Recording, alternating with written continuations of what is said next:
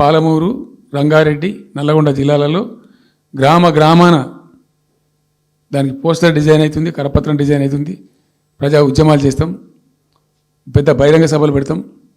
నేను స్వయంగా అటెండ్ అవుతున్న బహిరంగ సభలకు. ప్రజాక్షేత్రంలో ఈ ప్రభుత్వం యొక్క నిష్క్రియాపరత్వాన్ని ఎండగడతాం. ఇప్పుడు వాయిస్ అయితే తెలంగాణకు, మరి తెలంగాణకు ఉన్న ప్రభుత్వం మాట్లాడకపోతే ఇంకెవరు మాట్లాడాలా? మాకు రెండు బాధ్యతల్ని, ఒకటి తెలంగాణ తెచ్చిన పార్టీగా, రెండవది ప్రధాన ప్రతిపక్షంగా కూడా కంపల్సరీ మా డ్యూటీ మేము చేయాలి. అందుకోసం గాను వీళ్ళు ఏదో తమాషకు మేము అదోటి ఇదోటి అడ్డం పొడుగు మాట్లాడి, కిరికిరి మాటలు మాట్లాడి, ఈ కారు కూతలు కూసి ఏదో చేస్తామనుకుంటే నడవదిగా. ఈ ఏళ్ళ దాకా వేరే కథ, రేపటి నుంచి వేరే తోలు తీస్తాం ఎక్కడికక్కడ.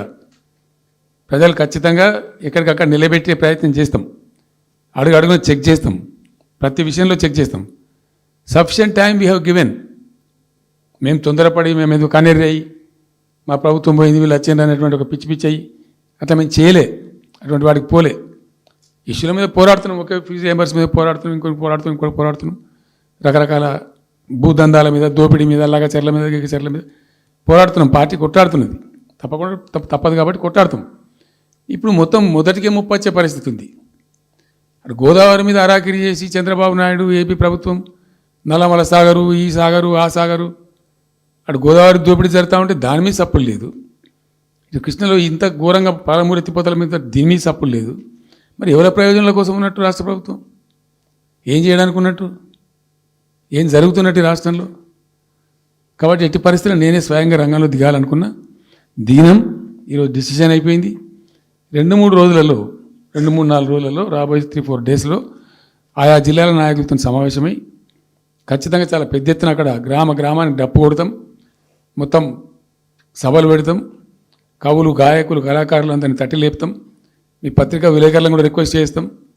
అక్కడ జరిగే అన్యాయాన్ని, ప్రజలకు జరిగేటువంటి అన్యాయాన్ని, ఈ జలదోపిని అరికట్టాలని ఈ కేంద్ర ప్రభుత్వం అవలంబిస్తున్న విధానాన్ని కూడా తప్పకుండా చేస్తాం. ఇన్ని రోజులు ఒక రకంగా పోయినాం, కానీ తప్పేటట్లేదు. ఇప్పుడు ఎవరితోనైనా సరే కొట్లాడతాం, తెలంగాణ కోసం భయపడం, యాందాకాని పోతాం, ఈ కొండ మీద గోపైనా సరే కొట్లాడతాం, తప్ప ఇడిచిపెట్టాం. ఇక్కడ ఏమి ముఖాలు చూసేది కానీ ఇంకోటి కానీ నైసిటీస్ ఏమి లేవు. There is no nicety at all. Will fight, డెఫినెట్గా ఫైట్ చేస్తాం. ఎందుకంటే రక్షించుకోవాలి, రాష్ట్రం యొక్క హక్కులు రక్షించుకోవాలి, నీళ్ళు రక్షించుకోవాలి, రాష్ట్ర ప్రజల ప్రయోజనాలు రక్షించుకోవాలి. ఈ విధంగా ఇప్పుడు మా కళ్ళ ముందే జరిగినటువంటి దీనిలో ఈ దుర్మార్గంలో ఎట్లా మౌనం పాటిస్తాడు కేసీఆర్? ఎందుకు మౌనంగా ఉంటాం? ఎవరి కోసం ఉంటాం? ఎందుకోసం ఉండాలి?